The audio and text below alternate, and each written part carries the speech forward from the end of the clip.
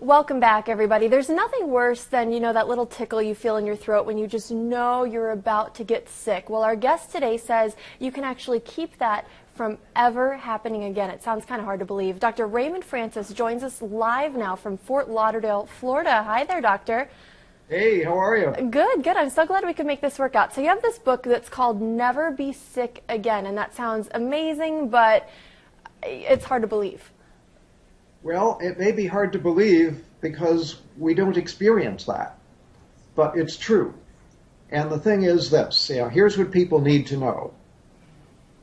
The technology exists to not be sick.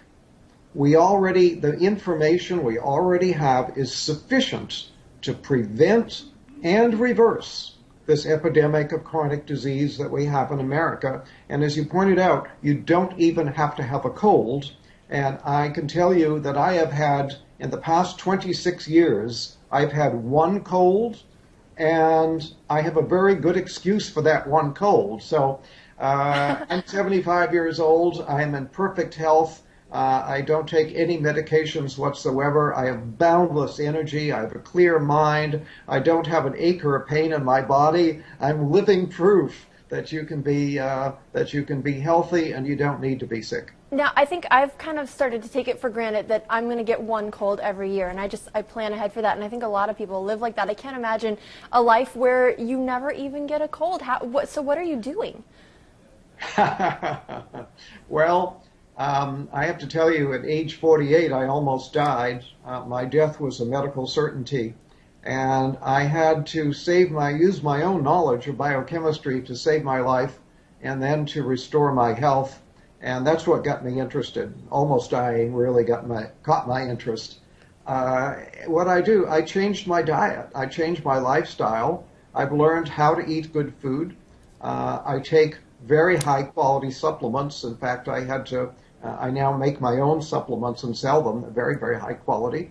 I get regular exercise. I meditate on a regular basis. So in short, I changed my diet. I change my lifestyle, and I take very high-quality supplements, and that's why I'm so healthy. So what are some changes that all of us can take? Because not everyone is able to, make their own supplements in their home. So what are some simple things that we can do right now to keep ourselves from getting sick again? Okay, well, simple things. If you want to do one thing and only one thing, get off of sugar. Sugar is a deadly metabolic poison. And if you look at it from a biochemical standpoint as to what happens to you when you eat sugar, I wish I had a blackboard here right now, and I could fill a whole wall with what happens when you eat just 1 teaspoon of sugar. Now, what about the sugar in, say, like fruit or apple juice or something like that? Well, apple juice, no, but fruit. If you eat a piece of fruit, that's okay.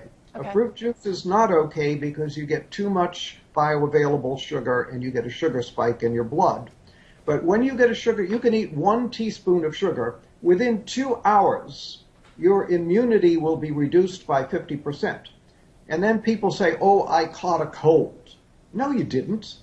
You reduce your immunity and you then made yourself susceptible to an infection. So that's why I don't get colds. I don't get infections because I keep my immunity strong and I don't eat sugar. All because of sugar. So that bag of jelly beans we've been passing around here in the newsroom ever since Easter, that's something that's hurting us. Bad idea. Bad idea. Yeah, you don't want to do that. Sugar, as I say, is a deadly metabolic poison. And what I mean by that is that it screws up all of your biochemistry. Just 1 or 2 teaspoons of sugar will throw your normal biochemistry into chaos for a period of 6 to 8 hours. And that's not very much sugar. It doesn't sound like a lot. Sugar. One cola drink has about 10 to 12 teaspoons. So you eat 1 to 2 teaspoons, your body is going to be in biochemical chaos for 6 to 8 hours. Now, health is when all of your biochemistry is balanced and all your chemistry is working right. When you eat sugar, you throw that balance out for 6 to 8 hours. So if you eat sugar in the morning, put some sugar in your coffee or have a breakfast cereal with a contained sugar, and then have more sugar at lunch and more sugar in the evening, guess what? Your body is going to be in biochemical chaos 24 hours a day. So what's a good amount then to get on a daily basis? None. None. None. Yeah. And here we allow children, we don't allow children to smoke cigarettes. We don't allow children to drink alcohol, but we allow them to buy sugar and eat sugar. Sugar is far more dangerous than alcohol or cigarettes. Really? Yeah, I was going to ask you, what do parents need to do? Because you're going to have a hard time convincing your child who wants candy right now that that's not good for them. Right. I understand the problem. I'm well aware of it. But you asked the question, what can people do? That's one thing anybody can do to improve their health. Sugar causes every imaginable disease. For example, Alzheimer's. Sugar is the leading cause of Alzheimer's. Sugar is a major cause of cancer, a major cause of heart disease, a major cause of diabetes. This is, it's a major cause of colds and flu. Sugar is a deadly metabolic poison. Get off of it. Now, let me ask you, how did you come to this understanding of sugar? Because if it's so bad, why aren't we hearing about this all over the place? A lot of, my doctors never told me not to eat sugar. Yeah, well, nobody ever told your doctor, and your doctor is not doing the research to find out. And the sugar industry spends so much money on campaign contributions to members of Congress that sugar is actually subsidized in America.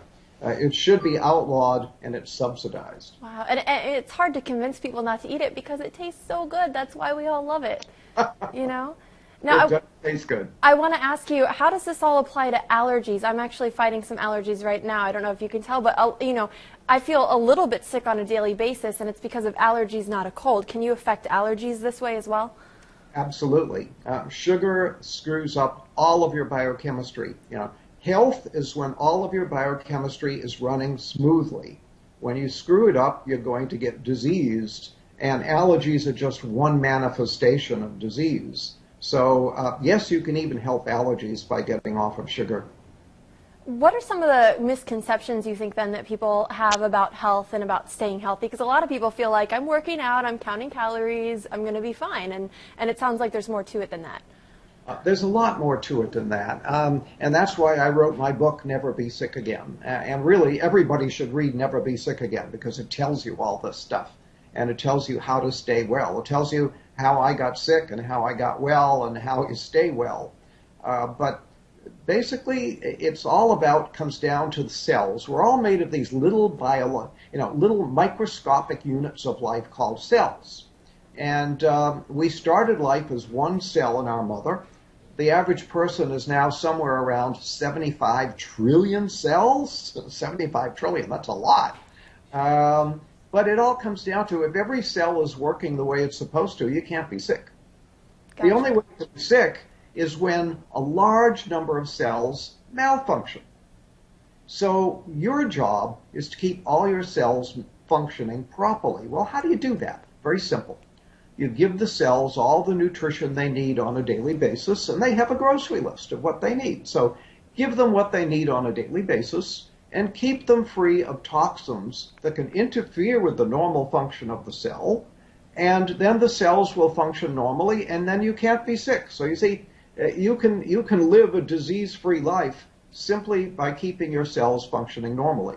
It sounds so simple when you say it. We do need to take a quick break. We have so much more to talk about. You actually wrote an entire book just on cancer, and I know a lot of people are going to be really interested to hear what you have to say on that. So we're going to take a quick break. Again, the title of the book, Never Be Sick Again. We'll be right back.